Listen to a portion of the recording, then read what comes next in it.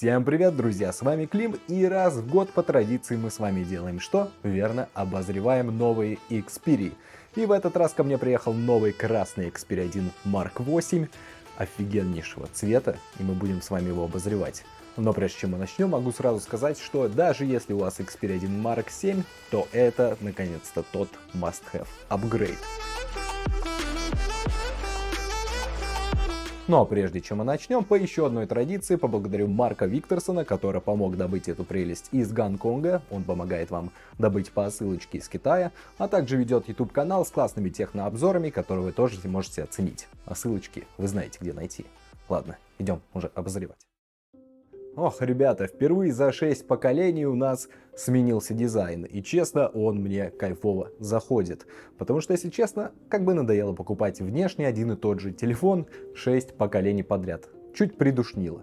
Сразу скажу, что лично мне на практике и самое главное в жизни дизайн очень понравился. На рендерах и фотках он выглядит как-то странненько, но в жизни он выглядит серьезно, мощненько и минималистично. Поэтому он мне даже на самом деле нравится больше на практике, чем тот дизайн, к которому мы все привыкли. Самое заметное изменение — это блок камеры, и он здесь квадратный, металлический и в цвет смартфона, без стрёмного стекла с черным фоном, как на шайбах. Квадратный дизайн блока сюда крайне идет, учитывая, как сами Xperia по себе квадратные, и представить здесь какую-либо шайбу с трудом можно. Сбоку от блока камеры имеется также резкий скос, что я считаю выглядит стилево. В целом дизайн выглядит так же строго, как и раньше, только более минималистично и сдержанно. Он до безумия хорошо выглядит в жизни, чем на рендерах или фотках. Но радует здесь не только обновленный дизайн, но и полностью новое покрытие абсолютно всего смартфона. Оно напоминает покрытие, которое имеется на профессиональных беззеркалках. Либо же я могу его сравнить с пилкой для ногтей, которая настолько ужесточилась, что стала гладкой и приятной. За счет всего этого, как ни держи смартфон, он цепкий в руке, бархатисто-шершавый, что ощущается приятно, и совсем не маркий. Оставить на нем отпечатки пальцев невозможно. А если и появились какие следы, просто протираешь пальцем, и он идеально чистый. Также логотип Xperia переместился на боковую грань и выгравирован, за счет чего выглядит пиздато. Логотип же Sony теперь находится на блоке камер, что я считаю логичным использованием пустого пространства, как и чтобы все знали, что у вас замобило, когда вы их фоткаете при надетом чехле. К сожалению, в этот раз у нас с вами есть потери, в этот раз у нас нету логотипа NFC. Но он никуда не пропал и находится просто сбоку от блока камер. На нижней грани стандартно расположился Type-C версии 3.2 на 5 гигабит с поддержкой вывода видео. Слева от него микрофон, а еще левее слот для сим-карты и SD-карты памяти, который поддевается ногтем. И в гонконгской версии теперь имеет лишь одну физическую сим, а вторую eSIM. На правой грани располагается весь борт управления этим космическим кораблем. На самом верху рядом с камерой находится вставка для большой антенны с поддержкой 5G mmWave. Ниже качель регулировки громкости, а после идет сканер отпечатка пальца, комбинированный с кнопкой блокировки. И кнопка камеры с двойным нажатием. Ну и напоследок, самое приятное на верхней грани. Это 3,5 мм вход с позолоченными контактами и пайкой, как и еще один микрофон рядом с ним. По итогу, на фоне с Xperia 1 Mark 7, в моем понимании, именно в жизни этот смартфон выглядит строже, хотя куда казалось еще строже, лаконичней, и блок камер квадратный на самом деле сюда естественно вписывается и очень хорошо подходит. Перейдем, пожалуй, к лицевой стороне смартфона, где расположились передние стереодинамики, что есть прекрасно, фронталка и дисплей без битых пикселей под фронталку. Панель здесь все та же, что и была в Mark 6 и Mark 7, 6,5 дюймов, LTPO OLED на 120 Гц с соотношением сторон 19 к 5 к 9 и разрешением 2340 на 1080 пикселей. Сразу же скажу, что для людей, у которых отсутствует иммунитет к шиму, смартфон будет не лучшим вариантом для покупки. В то же время, я не знаю, я не чувствую эту хрень, не могу смотреть часами и прочее, ничего не болит, ничего не ухудшается, поэтому в целом я знаю много людей, у которых не вызывает горение попы шим на экране, поэтому если вы из таких, то экран полностью подойдет, потому что у него есть много своих классных плюсов. В первую очередь он очень яркий и достигает при автояркости на весь экран в районе 1550 нит, что выше на 550 нит, чем у iPhone 17 Pro Max и на 400, чем у Xiaomi 17 Ultra. а на 10% окне в районе 2200 нит, что в целом очень хороший показатель, но далеко не рекордный. Самое главное преимущество — это цветопередача в режиме создателя, и здесь Delta E может достигать экстремально низких показателей в 1.4. В настройках дисплея можно выбрать пресет, который использовать, к примеру, стандартный или режим создателя, но лично я рекомендую использовать второй, так как он заметно аккуратнее по цветопередаче. Касаемо герцовки, то имеется переключатель между 120 и 60 герцами. В целом смотреть контент, видосики, фильмы, серфить инет, листать мессенджер на этом экране крайне приятно. Он выдает классные сочные цвета, аккуратные, и он очень яркий, что под любым солнцем вы будете видеть, что у вас на экране. За это прям огромнейший плюс. Но если честно, в Mark 9 у меня потребность на более высокое разрешение, оно мне не помешало. Хотя этого как раз достаточно, но прям впритык. Ну что же, перейдем к основному, это к камерам. И это, наверное, впервые, когда Sony среди не всех китайфонов имеет на всех камерах самые большие сенсоры. То есть ни Google, ни Pixel, ни iPhone, у Sony сейчас здесь 3 больших сенсора. Что удивительно для Sony, учитывая, что они обычно самые последние в поезде. Но да ладно. Сразу же обозначу, что все кадры, сделанные этот смартфон в данном обзоре, сделаны в авторежиме, в JPEG, и единственные регулировки, которые я использовал, это ползунок яркости или баланса белого. И к тому же был еще использован из Camera Assist новой фичи пресет цветовой, который я сам настроил, и позже вам покажу, какой он именно. И вы все также можете спокойно это делать. Ну что ж, погнали. Основной сенсор все тот же XMR-T на 52 мегапикселя с юзабельными 48, с размером 1,3 дюйма на 24 мм. Сенсор хоть и не является новым, но до сих пор остается более-менее актуальным, если не брать в пример небольшое количество других смартфонов с 1-дюймовыми сенсорами. Фотографии на него выходят хорошие, а также в этом поколении походу и подкрутили оптику, так как детализация по краям кадра заметно улучшилась на фоне с единицы Mark 7. По цветам и по общему вайбу фотографии выходят приятной, детализированной и чистой. Никакой нейромазни вы тут не найдете, что для меня главный приоритет в любой камере. Если бы я хотел рисованную хуйню, я бы ее просто генерил бы в ИИ, а не покупал никакой телефон от 80 тысяч.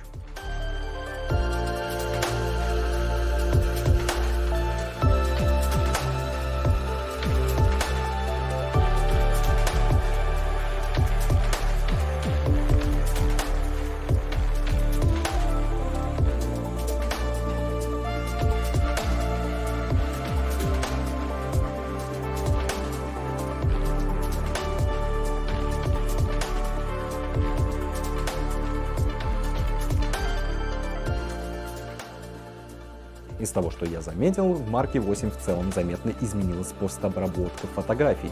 Детализация выглядит более естественно, с меньшим количеством шарпов, как и HDR отрабатывает лучше, с более плавными градиентами.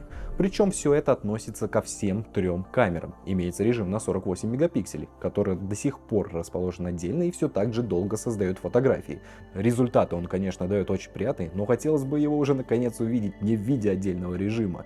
Основная камера также имеет макрорежим, который автоматически включается, поднеся камеру к чему-либо впритык, но это функционально можно выключить в настройках. Также на основной камере имеется 2х зум, типа без потери качества, но он все же отстает немного от реальной оптики, но результаты в целом выдают более-менее хорошие. Касаемо видео, то в целом снимает хорошо до 4К 120 FPS, что в SDR или в HDR. Стабилизация отрабатывает не идеально, но хорошо. Есть возможность ее выключить, поставить на стандартную, либо на высокий уровень стабилизации.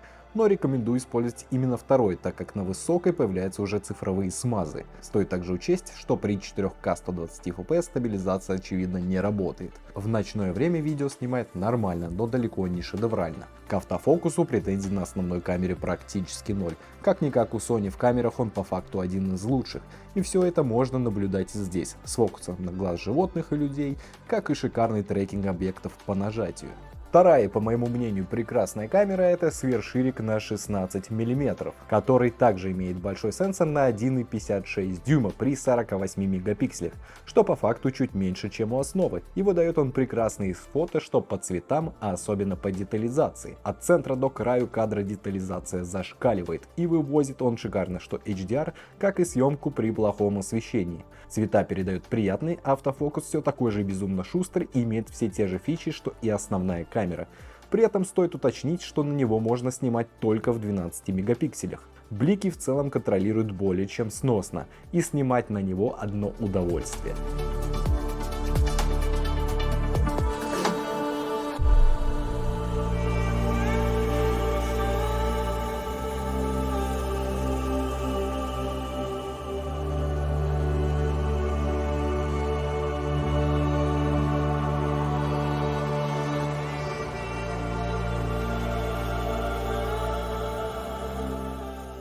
Для видеосъемки он также отлично годится, имеет хорошую стабилизацию, отлично фокусирует и тречит объекты, а также и может в хорошее макро, что в видео, что и в фото режимах. В целом разница между основной камерой по картинке довольно-таки небольшая, и это не может не радовать. Сверхширик тут прям очень хорош для почти всех сценариев.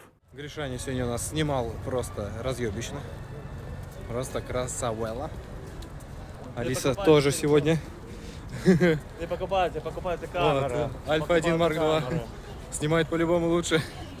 Но стоит в 3, сколько? В 5. В 5 раз дороже. Не считая объектива еще, наверное. А, да? Ну и тогда карты, в 6, брат. и карта памяти, Ну тогда 8. батарейки. Короче, покупайте телефон.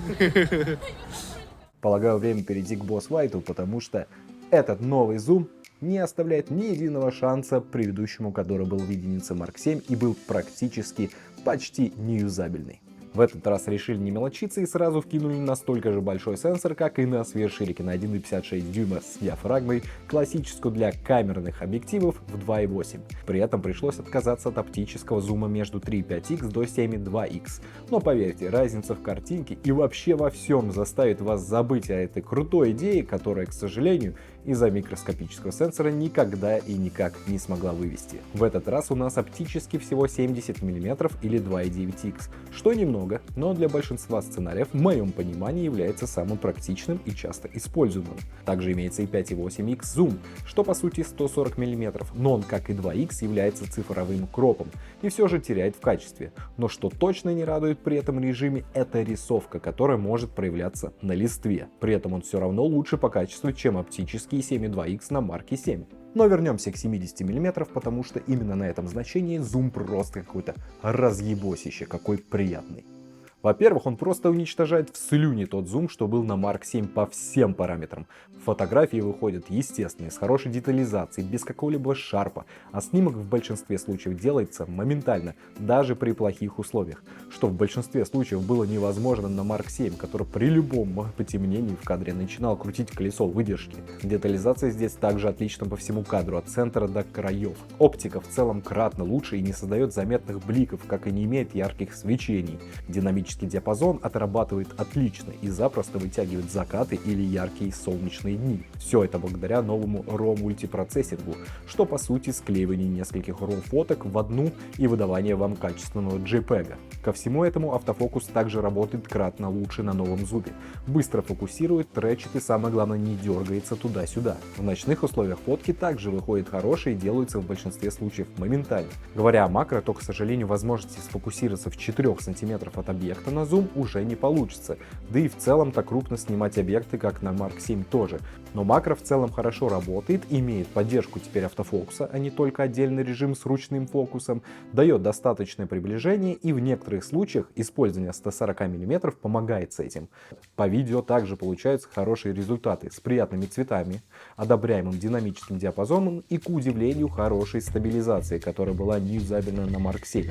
Можно смело снимать при ходьбе, либо макрокадры. Камера, как и все остальные, позволяет снимать 4К 120 fps, что дает шикарные результаты для подсъемов макро и природы и для замедления их. К тому же данный зум-оптика дает очень приятное мягкое боке с очень хорошими переходами из фокуса в расфокус, и это не может не радовать.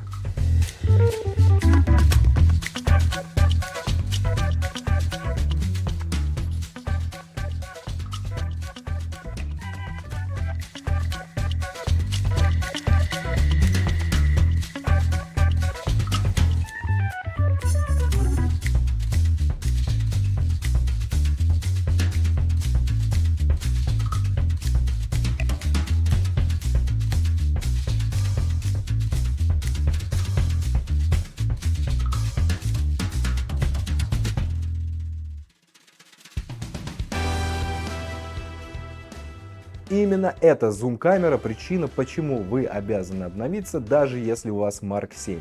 Она слишком огромный прыжок над тем, что было до этого, как ни крути, и выдает очень классные, естественные, детализированные, чистые результаты, быстро фоткает. И, в общем, пользоваться этим зумом одно наслаждение. Да, он вам тут не 10x, не прочее, но это практичный, удобный X, который, чтобы кого-то из близких сфоткать, знакомых, не отходя за километр. Поэтому камера просто шикарна. В автоматическом фоторежиме можно привязать несколько ручных настроек, таких как переключение между ручным и автофокусом, как и регулирование скорости выдержки. Тыкнув уже на объект в кадре, появляются два ползунка регулировки яркости, как и баланса белого. Зайдя в настройки, можно выбрать методы фокусировки, к примеру, по глазам или по лицу, как и самое важное, что вы обязаны сделать, это выключить сглаживание кожи. Причем делается это отдельно в настройках под каждую камеру и каждый режим. Следом у нас идет новая функция и помощник камеры, который будет вам предлагать разные цветовые фильтры во время съемки, как и советовать, на какой объектив переключиться и использовать ли боке режим. Вот это все, конечно, не так классно, может кому-то пригодиться, но must-have функция здесь — это возможность создания своего цветового пресета. Вы можете настроить здесь яркость, теплоту, оттенок, контрастность и насыщенность. Лично я для себя выставил вот такие параметры, сохранил, и теперь они постоянно применяются на все фото между всеми камерами, без нужды что-либо регулировать и трогать. Тем самым я смог добиться максимально приближенной картинки к реальной, с большей информацией в тенях за счет понижения контраста, как и с более точным балансом белого. Обязательно к применению. Касаемо Ultra HDR в настройках, я бы советовал эту штуку вырубать, потому что она будет хорошо воспроизводиться только на позируемых дисплеев, да и к тому же мне что-то в целом не нравится. Но на обработку фотографий оно никак не влияет. В видеорежиме, по сути, дублируется все то же самое, что и фото, но здесь можно выбирать частоту кадров и разрешение, как и цветовые профили, но уже без возможности собой созданного через ИИ помощник. Из хороших вариантов есть Cinetone из камер Sony, который даст вам приятный киношный вид. В настройках же можно выбрать между SDR и HDR режимом съемки, выбрать съемку с расширенным динамическим диапазоном, который ограничен в 4К 30 FPS, а также и стоит выключить автоматическую частоту кадров, чтобы FPS был фиксированным. Касаемо зума между объективами, то от Sony никто не ожидал плавную склейку, ее тут, конечно, и не будет. Еще стоит учесть, что в 4К 120 можно снимать на разные модули только по отдельности. Стабилизацию лично я ставлю на всех модулях на стандартную по причинам, которые объяснял ранее. Автофокус смело можно ставить видео на глаз и по лицу. В придачу еще можно настроить, какой микрофон будет использоваться для записи, тот, который на блоке камер, чтобы снять кого-либо или записать музыканта, к примеру, либо все направленный, чтобы писал все окружение. Все то же самое происходит в про, фото и видео режимах, где уже можно наиграться. Настроек кучу много перекочевали из камер Sony. В фото и видеорежимах можно спокойно выбирать выдержку, ISO на всех камерах до 6400, как и крайне детально вручную настроить баланс белого и экспозицию. Имеется гистограмма на дисплее, как и возможность включить фокус-пикинг, чтобы лучше понимать, что сейчас в фокусе, а что нет. Можно включить серийную фотосъемку до 30 кадров в секунду, как и включить съемку в формате RAW или RAW плюс JPEG одновременно. Если вы снимаете в RAW, то вычислительная обработка будет недоступна. Очевидно почему. Касаемо боке режима, то отрабатывает он тут, к удивлению, неплохо, но при этом не применяет настройки и помощника, как и в целом чуть по-другому обрабатывает фотку, выдавая чуть меньше детализации, чем в нативном режиме. Имеется ползунок размыва фона, который я бы не советовал выкручивать в максимум для достижения более естественного результата и лучшего вырезания. В этом режиме, кстати, тоже стоит выключить отдельно сглаживание кожи. В целом, не считая кривой обновы приложения камеры, кадры получаются классные, все приближены друг к другу, что по цветам, что по обработке и прочее, поэтому со всех камер у вас будут фотографии выглядеть идентично между всеми модулями, и это прекрасно. Снимать на эти камеры я кайфовал все это время, получал классные снимки, классные кадры, поэтому камера в целом и система здесь отличнейшая. Поэтому, если вы не слишком рукожопище и вы можете что-то, чем кроме нажать одну кнопку, этот телефон будет радовать своей камерой. А, да, забыли еще про одну. Фронтальная камера, да. Ну, тот же самый блюдский сенсор на 12 мегапикселей маленький.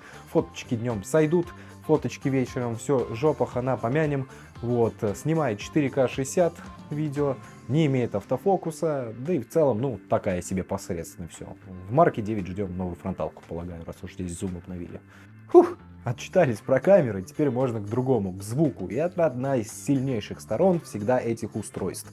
Здесь расположены фронтальные стереодинамики, то есть здесь динамики прямо спереди, вот в этих ваших рамочках, которые вы не любите, но они при этом играют прямиком на вас. Оба динамика одинакового теперь размера, что не вызывает вопросов, что один может быть громче, другой тише. К тому же в этом смартфоне отлично проработанный средний, то есть на этих динамиках вы можете слышать средний.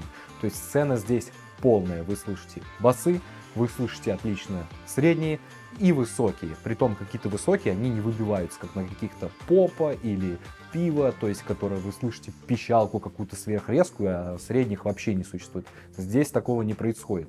Динамики здесь звучат отличнейшие, не пердят вам снизу где Type-C в ладонь, да и к тому же они на 13% теперь громче, чем в Mark 7. Это не может не радовать.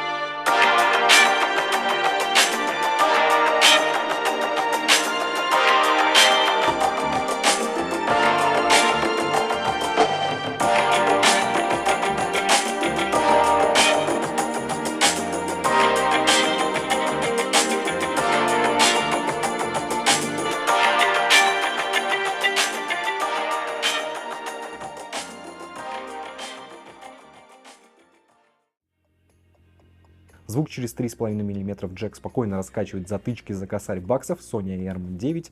Звучит хорошо и имеет позолоченную пайку для уменьшения шумов. По воздуху все так же прекрасно, с нативной поддержкой LDAC для прослушивания Hi-Res аудио, LC3 кодек для звука с наименьшей задержкой и отличной связью. В настройках звука также имеется много фич, как DSE Ultimate, который хорошо апскейлит аудио плохого качества, возможность использовать Dolby Atmos, настроить эквалайзер, как и включить 360 Upmix, который за счет определенных наушников будет корректно воспроизводить 360 треки, либо адаптировать их под объемный звук. Касаемо микрофонов в телефоне, пишут хорошо, что звук на видео, что в голосовухах, да и просто в диктофоне. Говоря за железо, то здесь установлен Snapdragon 8 Elite Gen 5 и 12 гигабайт оперативки, но в Японии вы можете добыть версию даже на 16 гигов, не знаю зачем. В целом все летает шикарно, плавно, открывается, быстро, не тупит. Производительности тут очевидно с головой на таком чипе. Проблем в жизни никаких не вызывает. Касаемо вопроса перегрева, то смартфон не перегревается, то есть вам всегда хватит производительности в игрушки играть и прочее. Да, если вы запустите какой-то стресс-тест, там будет какой-то тротлинг, но у вас все равно любая игра спокойно будет работать на максимальных настройках, без каких-то дропов FPS больше, чем надо, поэтому здесь проблем нет. Яркость на солнце он не дропает в жаркие дни под солнцем плюс 30, с этим проблем не наблюдается. Единственное, что когда вы сидите в Телеграме, он может в руке стать тепленьким более чем. Но в остальном это никак не влияет на производительность, и в реальных условиях он не начнет тупить именно из-за перегрева. Поэтому здесь, по сути, перегрева нету. Да и к тому же, как и все остальные Xperia, смартфон спокойно может писать 4К 120 видео десятки минут без перерыва, не перегреваясь одним файлом, поэтому найдите тех, кто так может, и охуеют. Со связью на мегафоне в Москве я проблем не наблюдал, везде ловит, скорости показывают хорошие, поэтому со связью у меня проблем не наблюдается. Вот. К тому же здесь имеется Bluetooth 6 до отличного Bluetooth соединения, что с наушниками и прочими устройствами, и Wi-Fi 7, который поддерживает 6 ГГц. Перейдем к батарее, здесь она в целом держит очень хорошо. Весь день спокойно вывозит на максимальной яркости дисплея, да и к тому же это выходит где-то примерно 7 часов дисплея, что не рекордный показатель, но просто стандартно хороший. Что, к сожалению, не обновили, так это скорость зарядки, она у нас здесь до сих пор 30 Вт, притом со сторонними зарядниками я максимум видел 25 Вт. У нас также беспроводная зарядка на 15 Вт, и есть еще и реверсивная зарядка, благодаря которой вы можете зарядить наушнички или телефон друга, если он разрядился. Настройки батареи батареи не обделены функционалом, имеется, как обычно, легендарный режим стамина, который продлевает жизнь батареи, урезая там, не знаю, герцовку экрана и прочего. Да и к тому же имеется режим уход за батареей, который позволяет заряжать батарею только до 90% на быстрых скоростях, и при том он еще понимает, в какое время вы примерно обычный телефон заряжаете, и тогда заряжать когда-то быстрее, а когда-то медленнее, чтобы сохранить срок службы батареи. Вот такой вот получился Xperia 1 Mark 8, и я в целом считаю, что это самый классный апгрейд со времен Xperia Pro I и Xperia 1 Mark 5. Смартфон также наконец-то получил новый дизайн за долгое время, который я считаю сасный, минималистичный, строгий, выделяющийся на фоне всех и имеет свое наикрутейшее покрытие, которое крайне приятно в руках. Смартфон получил отличнейший апгрейд в плане камер, что 16 и 24 мм камеры теперь имеют чуть другую обработку и выдают приятнее результаты. Ну и самое главное, это новый огромный зум, модуль, который здесь работает потрясно и выдает шикарные результаты. Звук в смартфоне, как и всегда, на самом пике высот, с отличнейшими фронтальными динамиками, которые звучат сбалансированно и хорошо, с отличным звуком по джеку и к тому же с отличнейшим звуком Hi-Res аудио по воздуху. Касаемо цены за смартфон на старте, некоторым знакомым удалось заказать его с Озона за 100 тысяч рублей с пошлинами, с подарком в виде чехла официального и зарядки, и они его уже получили, и это круто. Но тем, кому так не повезло на старте, то цена за 256 гигов сейчас составляет примерно 110 тысяч, а за 512 примерно 123 тысячи рублей. Имеется также и терабайтная версия, но она только японского региона, и также вроде еще будет глобальная терабайтная версия в золотом цвете. Смартфон шикарный, уникальный, с кучей своих фич и не рисует фотографии, но он точно не для всех. Но что я не люблю, это когда смартфон или любое техническое устройство тебя ничему не учат ни в каком ремесле. Грубо говоря, вытирает за тебя задницу, причем настолько, что для любого пользователя нажатие более одной кнопки в камере уже делает его немощным. И в этом, полагаю, вся Sony. С ним ты учишься, добиваешься сам результата и кайфуешь с этого. В этом и есть вайб. А на этом все, друзья. Вот такой у нас вышел обзор на смартфон. Говорю слово обзор, чтобы не говорить первое впечатление, чтобы потом не просили еще один обзор. Обязательно поставьте лайк, подпишитесь на канал, подпишитесь на телеграм-канал. Вот это новиночка. Вот это никто не подписывался, не слышал ни разу в ролике. Я очень своевременный, завел его туда, когда он забанен. Но это не важно, туда я выкладываю много чего, особенно фоточки с этого смартфона. Там можно посмотреть все и в высоком качестве, и в невысоком качестве. Короче, туда очень много всего интересного. Можете посмотреть. Подписывайтесь также на Discord, где я общаюсь с вами в голосовом канале каждый день, и другие соцсети. Все будет в описании. Вот такой вот обзорчик. Дальше у нас приедут Sony VH1000 X Collection белого цвета. Выглядит прям невероятно сексуально, на самом деле. Вот. Поэтому тоже не упустите, ролик по ним тоже должен быть. А с вами был Клим. Всем спасибо. Всем пока.